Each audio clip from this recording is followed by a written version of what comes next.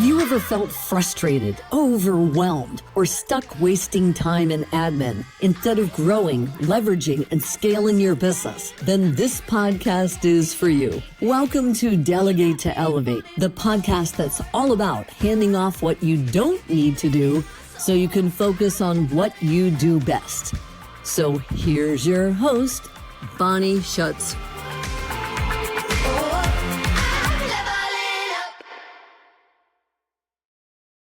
Hello. Welcome to Delegate to Elevate. Get done. I'm your host, Bonnie Schutz. And today I have a guest again from that fantabulous group of networking women that I belong to called the Dames. And I would like you to meet today Aleasha Bahr. Hi, Aleasha. Hi. Aleasha is a sales strategist, sales coach, keynote speaker, and the world's #1 authority on black sheep sales. As a sales strategy and messaging expert with 15 years of experience, her proven method has helped sell tens of millions, that's millions, people, of offers without acting like a freaking douchebag. I Yeah. love that part. Her approach dishes, not dishes by ditches. Yes, it's okay, whatever. Ditches mainstream methods and helps clients convert up to 80% of leads without pressure or pretending to be someone else. Plain and simple. Welcome. Hi. I'm Hi. so excited to be here, Bonnie. Thank you so much for having me. I'm glad you accepted my request and are open to joining us today because, man, do people freak out over sales. Very true. It is the bread and butter of our businesses. And, it's something that people don't often think of delegating, right? But I bet you could share with us a little bit about your past, how you got into this, this kind of realm, into the speaking, into this, coaching about sales. And boy, you are one in a million because I know so many people don't like sales. But tell me a Yeah. little bit more about what you do, why you do it, and what lights you up about it. Yeah. Well, so I started in corporate selling digital advertising to all kinds of clients. And I was always what you would call a natural at sales. Whenever someone's natural at sales, people will ask, how are you? So what are you doing? Because they don't take sales training, but everybody wants to buy from them. Right. So when you ask them, they say, well, I don't really sell. And everyone's like, well, what the hell does that mean? You know? Right. And, and so whenever I left corporate, I started a marketing agency and then eventually shifted to a sales consultancy because I realized that the majority, especially for founders create these businesses and then they're like, oh, I have to sell. That's exactly what I say. Yeah, like Yeah. I forgot about this Oops. part. Got that part. Yeah, and so then they start looking at what ways they can sell, and everything available is for this like aggressive douchebag. And they're often not. They're like a subject matter expert, and Mhm. so the idea of being salesy or coming off like that or pushy or whatever, Yeah, it's like gives them hives. it They does. they usually do one of two things. They will just wing it, which is not going to create any predictable results, but they're like, it's better than acting like that. Um, or they implement this stuff and it kind of kills their soul a little bit to do Sure. it. Mhm. And it works a little like some of the time. But it's, not super effective because the thing about traditional sales is everybody is a yes if they have a pulse and a credit card. Ooh, I like that. True. And if you didn't get a yes, then you failed. There's this like shame with it, right? So black sheep sales, going back full circle to like selling like a natural, well, I don't really sell. It's about fitting. So the foundational philosophy is if it's a fit, it's a fact, and there's no selling involved. So that means telling people when it's not a fit. So you're letting somebody know, actually, you don't need this. You need this other thing over here. And that's what I would do first before you come back this way. So, for example, a Facebook, let's say you're a paid ad specialist, right? And somebody comes to you, a business owner, and they're like, hey, I started a business and I want to run ads. That specialist knows that that person's probably not going to get results because they haven't done anything organically and they have a choice. They could tell that person, hey, actually, if you really want to test something organically first and figure out what message and offers people like, and then put money behind it to get the most out of your investment. Otherwise, you're going to like burn through a lot of money pretty Right. quickly. Or they could just tell them, yes, let's go. And in 3 months, that client's burned, doesn't have any results, is super skeptical. And so, like, which one do you think makes more money? Right. Yeah. No, really, which Question. one? Oh, good question. Boy, Which strategy? A or B? I would guess A. Definitely. Okay, good. So 50%. definitely A. Yeah. So it's like short term versus long term, right? So if you tell somebody, actually, this isn't a good use of your money right now, this other thing is, I mean, it's absolutely magnetic Yeah. because you're not going to lie to me just to get my money, right? As Right. a You're buyer, so authentic. Yeah. you care about my best interest. And that's so rare to for a buyer to find in a salesperson. So they're going to refer people to you and they're going to come back after they've tested things. And Yeah. when they come back, they're going to stay for a long time. So it's so important to understand who is not a fit for what you do, like who doesn't get results with you, who's unhappy, Hmm. Hmm. and actively communicate that in a radically transparent way, Okay. and you'll find that you get so Hmm. many more sales. I believe that just over 10 years as a founder led sales organization, being myself and having that first realization when I left corporate too, to that, oh, I have to sell. I got to find clients. Oh, dang it. But now 10 years into it, boy, oh boy, have my methods changed. And this little book has some nice little references for me. Just saying it is Yeah. available on Amazon, Yes, it is. which we will definitely drop the link in for everybody. I love that. No, that book is an easy read for me, and I need easy reading because I'm a reference material gal. And when I have one of those days and I just need a pick me up, like what should I be doing or what am I doing wrong? A nice little reference book like this is perfect for me. So thank you for writing that. Yes, I made it in layman's terms and short, and Thank you. I made it for that reason. So I love Exactly, that because you're using it I'm the like type that. that'll hop up to Chat GPT and go, I just read this. Can you put it in layman's terms? Can you kindergarten Yeah. this up for me is what mine usually say. That's Yeah. awesome. Since you've been doing this thing, like, so you're a keynote speaker, you do like some consulting when you're doing the sales coaching and strategizing. So obviously you're a solopreneur with lots going on. Who do you have in your business supporting you these days? Yeah. So I mean, that's been a little bit of a journey, of course. Yes. Good, bad, and ugly, So I imagine. yeah, it's been really painful. I would Sure. say that like one of the more painful things about being a business owner is finding the right people Yes. and managing them correctly. So that's been a real learning uh journey for me. At this point I have someone who helps me with my social media Perfect. and like little projects, Hmm. little like one-offs. Sure. I have someone else who helps me because I hire and manage sales teams. Yeah. Oh, They that's help me right. with like setting up CRMs and stuff like that. Hmm. So more technical person. Like an ops person. Okay. I don't know More if I call tech, them that. Yeah, IT-ish? tech, Okay. tech, yeah. Gotcha. Um, and then I have somebody who helps me fulfill. So she Mm. is, has a similar philosophy to me when it comes to sales. She's very plugged into the sales environment.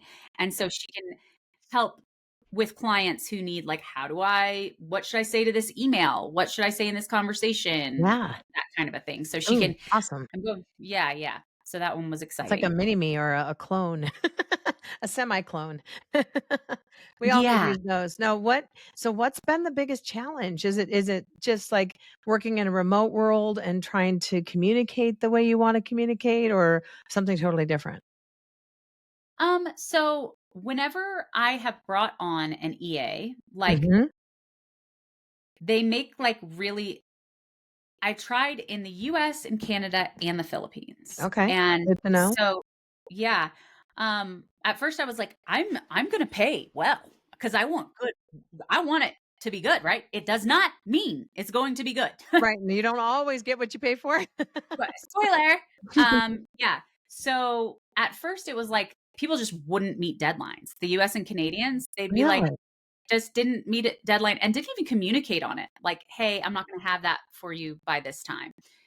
And we're so nonchalant about it that I was like, am I taking crazy pills? Like, I feel like this is, you know, just a very low standard to meet. Mm. Um, and then I went to the Philippines and people again they were making really simple mistakes. Like just give explicit directions, Mhm. like highlight this green and this Sure. red, and they would do the opposite. It's brown and orange. Yeah. So that happened a lot. And then I did have someone who was really wonderful for a while. And that's the guy who still does my CRM stuff. But Awesome. like, I would try to communicate. I got better at like leadership and letting them know, hey, this is what we need to happen and why, and this is what happens when it doesn't go well. Yeah. You know, I've really tried to implement like these are the consequences and why we care, and this is what we should do. What do you think we should do if this happens again? And let's come up with solutions together. And anytime like I would have those conversations because there were like issues that happened, they Yeah. would just start spinning out and they would do worse. They would do even worse and worse and worse and worse until it was like I was scared to tell someone when they did something wrong because it seemed to make them worse. Oof. Yeah. So anyway, that was kind That's of a what happened. conundrum. Boy, oh boy, that's interesting to hear though. But I really like how you framed the communication style that you were mentioning because I think that can be effective if you keep that mindset, right? But yeah, now you got to learn some lessons from what's occurred and then maybe even come flat out, right? And come out and say, this is what didn't work in the past. How would you react if I gave you this? Like I can't think of any other way to convey it. That sounded like a perfect way to say what you needed to me. Yeah, I did like when hiring, I was like, this is what happened in the past. And they'd be like, no, I'm not going to do that. Right. But the mistakes that they made were like very tied to revenue. And I Oh, was like, I know that if this was your money, that yeah. you would not have made this mistake. Ugh, yeah, And that's exactly. what really drives me nuts. Right. No, I believe you 100%. Yeah, and like nobody loves and understands and has the passion for your business that you do, and that's I think what has been my biggest challenge is to find it, to try to help people bring them in to feel that revenue. Like this is all tied to revenue. If we make money, I make money, and you make money. We all make money. It's like, come on, put a little like my word for the year was ownership. And I tried to convey that to my team, like, let's have a word of the year, own that, own what Yeah. you do and own what you do wrong. Um, but no, gosh, that's something that just makes me want to say, like, how could we twist that to make it work? But what did you ultimately end up doing? Did you save these relationships? Do you still have somebody in this type of a role, or you just said, I'm done with that? Yeah. I don't have someone that is acting as my EA. Mhm. Have, I split up the job so that it's like, someone's doing the tech stuff and Yes. someone's doing the social stuff and the one-off Love it. projects. And I don't have anyone managing my calendar, my email, or my clients. They're just not talking to them You're like, because I have been that seems, burned. yeah, that Burned seems out to with not that. go well. Yeah. No, you got creative, and I like that too because that's what we talk about on the show is creative ways to delegate. It's not even always the typical ways, and because of that and that emotion and all that it caused you, you got creative and you said, "Well, like I'll just take this role that has 10 tasks, let's say, and give it to 3 people and split it up because then my odds are at least one or two of them do better than than the one that was responsible for all 10 tasks." No, I love creative delegation too. And it is all about who you end up with. And if you're with the wrong person, like a relationship with your spouse, it's just not going to work. And sometimes you have two marriages. Hey, you Yeah. know, Yeah, and I mean, so it was like, maybe I'm asking too much, right? So if I you know only you have like can't help. this task, maybe maybe it's easier to get right. It's not Um, awful. Yeah, I don't hate that. and then I've like also, learned that a really good executive assistant can be like a lot of money. They ain't So, cheap. You're so right. someone who's like legitimately good at it. So I'm just like, okay, I got to get to a certain point when I can, bring somebody on to actually be my right hand. Here, yeah. Yeah. Exactly. Oh my goodness. No, that's a great example because I haven't had anybody mention that. So thank you for being truthful and honest about, like, oh crap. But your tip on what you did just is like really resonating with me. Like I love that. And definitely that's going to be the golden nugget of the day of this conversation because I think that's really a real good way to get things started with somebody in the communication. I talk so much about communication that I feel like I should have been a communications major.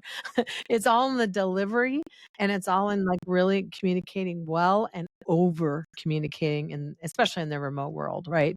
And if we're working with somebody in Mhm. the Philippines, I have my clock to the right of me over here that's on Philippine time because there was a team of Filipino VAs that produced the first 54 episodes of this podcast. And so I had to try to frame my brain around that it's 4:20 in the morning right now.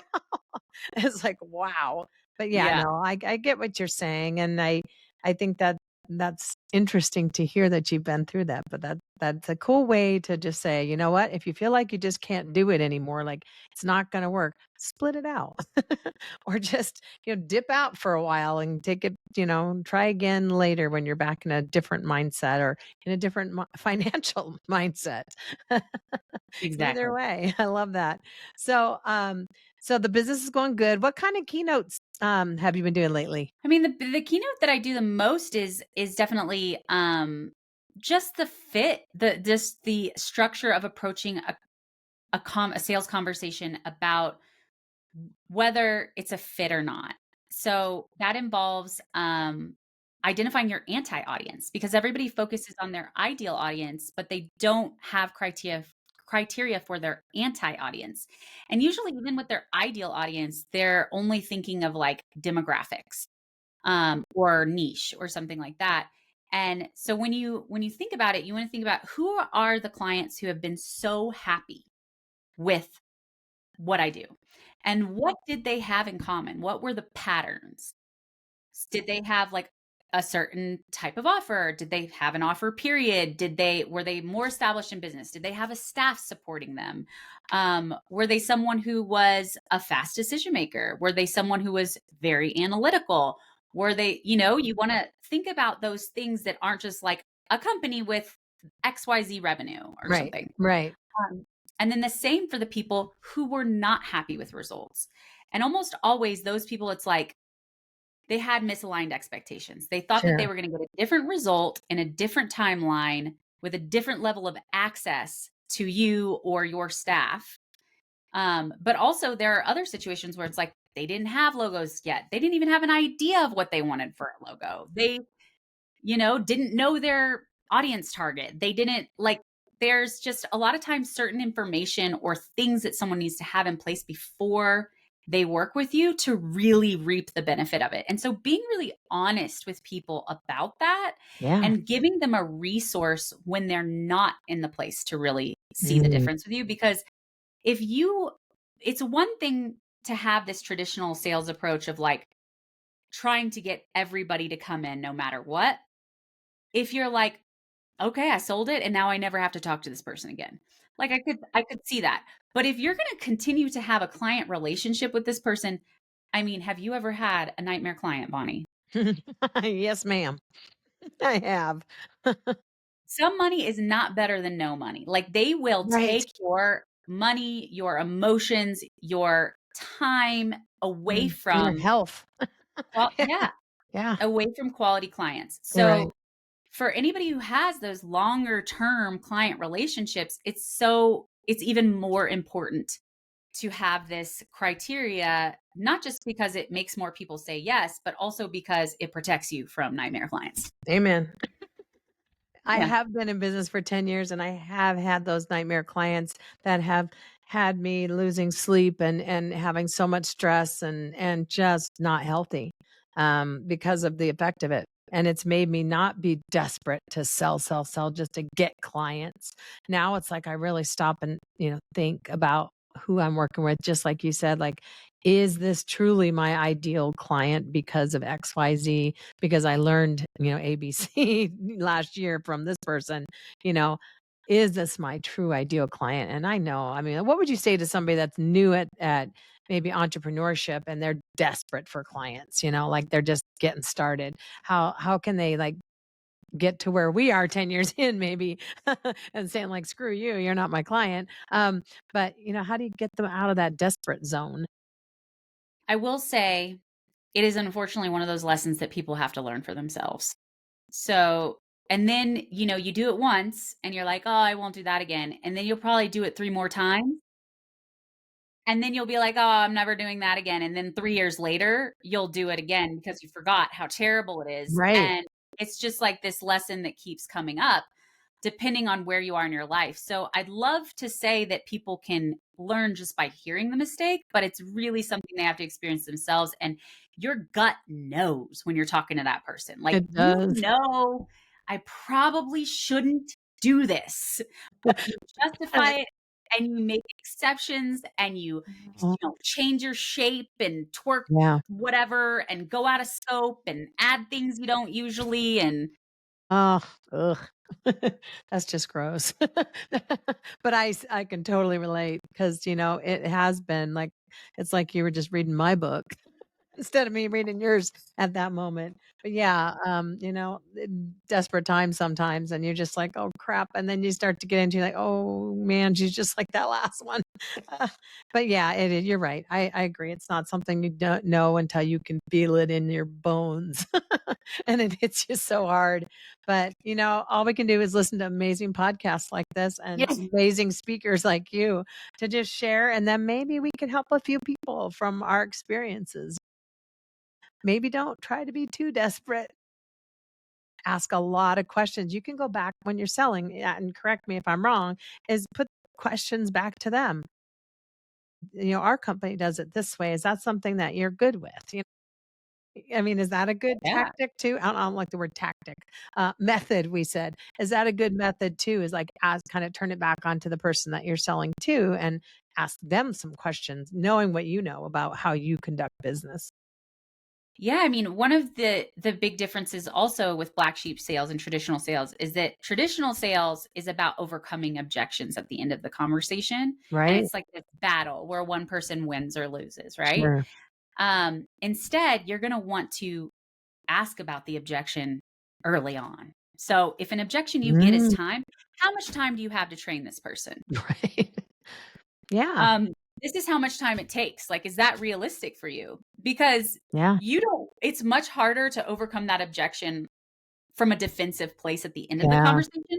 Let's just be clear and transparent about it up front. And Yes. honestly, a lot of times people, as you ask questions, because another thing is when resistance or objections do come up, you want to get curious, like, well, how much time do you have? Right. And then they're like, you know what? I do have time. Or I And didn't it's think about how much time I had to put into that. Yeah. So really asking those things up front and early makes a big difference in the transparency and confidence that Sure. somebody has Right. working with you and working and the seller working with them. Yeah. So yeah, definitely you want to Okay. explain those things that are often points of resistance and make sure like, is that an issue for you? Because I got to tell you, it doesn't work well when you can't do that. And I don't want that for either of us. Exactly. Oh my gosh. So do you go into companies too or work with solopreneurs that are hiring salespeople? Is that what I heard you say that you do also? And you kind of work with helping them identify good salespeople for them, or how does that work? Is that something you do? Yeah, so I create custom sales systems and install them, and then I hire top performers to run the Awesome. systems for them. And there's a lot of business owners that try to do the sales delegation thing on their own first. Hmm Maybe, yeah. Guilty. Yeah, did you Oh, try yeah. it? I've Yeah. tried. It's it's really easy to get wrong, and it's a really important piece of your business. It's the Yep. money. Exactly. So you want to make sure you get that right from the Yes. beginning. Yes. Um, and so, yeah, one of the things I help people do is get that right from the Yeah. beginning. So when delegating sales, get it right. That's my another golden nugget from this episode.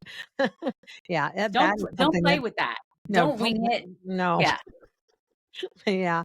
You just, it's again, it goes back to you can't, and without somebody's help like yours, there's nothing I can do to train somebody on my end without having like knowledge of yours to help them to feel what I feel or be me in my personality that somebody wants to work with me. Obviously, they're not going to work with me in my situation, but that's really sound advice. So thank you. Absolutely. Yeah. So, what I like to ask all the guests on the podcast is if what was the very first thing? I think I already kind of asked you what you've delegated in your business, but if you could think back to when you first thought of the first thing you wanted to like, I don't like doing this. Somebody else has got to do this. What was it? It was definitely my calendar. I Oh, really, interesting. really hate my calendar. I still hate it. I'm still managing it.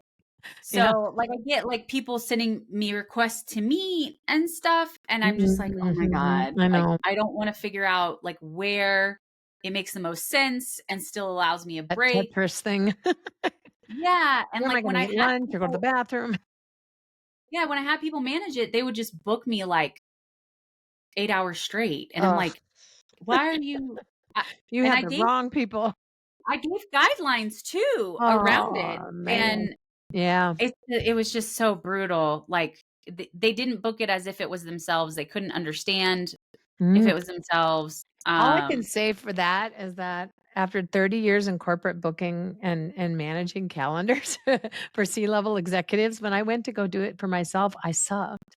I Really? was so good at doing it for other people, like I still am, but I just stink at doing it for myself. And I Why? don't know why. It's so weird. I think it's just changing hats from a support person to the owner and the entrepreneur and the visionary. I just my head just started thinking differently, I guess. But I will say that's kind of in the past. I'm getting better. It took me 10 years, everybody. It wasn't a flick of a switch, but I'm like starting to practice more of what I preach, especially starting this podcast. Delegate that shit. Get it off my plate.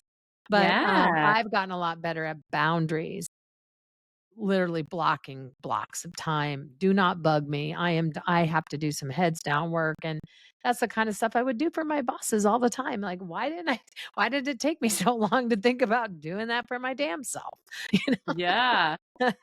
But I love that. So this sounds like a natural time for me to ask you if we were to give the audience at least two tips, tricks, tidbits, takeaways, all the T's um, Yeah. for this episode. What are your two best tricks? And thinking of either outsourcing or delegating, which sales is included. What might be two golden nuggets you could share with our audience today? Yeah. So when outsourcing sales, you'll a lot of times in the vetting process, people will want to know how much someone has sold. And that is important. However, it's important to ask what was the favorite thing that they liked about selling or what was the favorite offer that they sold. And you want to Mm, hear them explain it was the impact that whatever they sold had on the other person. Because if they're just talking about how much money they make, all they care about is their money, and your prospects can feel that. They're going to bring in bad fit clients, and you're going to get less yeses, and that's also your reputation. Your yeah. salespeople are the front lines of your reputation. So Yes. you want to make sure that person cares about your clients because they will be able to feel that difference. Mm. That sounds like that douchebag thing you referred to. You don't want no douchebags. You want them to realize they've sold something valuable and not just monetarily. It's got soft value too. I like that. And what's another? Another would definitely be like the anti audience, and the audience, Mm, which I guess I already talked about. sure. But I would say like getting curious Mm, whenever you have a question, when your buyer's asking a question, have you ever like just answered it and and you can tell that the answer didn't really satisfy what they wanted. Yeah. Yeah. Yeah. They're like, It's oh, because there's a different question behind the question. There's an objection behind the objection, right? So if somebody's asking, for example, well, what times and days are you available for calls? And you're just like, oh, we're available these times and days. And they're not saying anything. It's really like, are there certain times that you're looking for? mm, Like right. let's understand what you really is time a concern for you? Yeah. What is the concern here? And then you can answer the real question. Because a lot of times people don't even know what they're really asking. So sales Or what they conversation, need. Yeah. yeah, is a guidance to clarity, right? Right. For the buyer, is helping them get clear. They just know something's off a lot of the time. They don't know what it is. So really being able to not just give them the answer when they ask it, but get curious about what's driving this question so I Mm. can get you what you really need. I love that. I love that. Mic drop. I love it. Well, thank you so much, Aleasha, for being here today. Such valuable conversation that I hope can help a bunch of people today in their businesses. And I will drop all the information about Black Sheep Sales Yeah. and about all you do and where they can find you into the notes and YouTube and on the podcast platform so they can get in touch with you. And have a great day, everybody. Thanks, Aleasha, for being here. And everybody, get out there and delegate to elevate your sales. Yeah. Take care now. Bye bye. Have you ever felt frustrated, overwhelmed, or stuck wasting time in admin instead of growing, leveraging, and scaling your business? Then this podcast is for you. Welcome to Delegate to Elevate, the podcast that's all about handing off what you don't need to do so you can focus on what you do best. So here's your host, Bonnie Schutz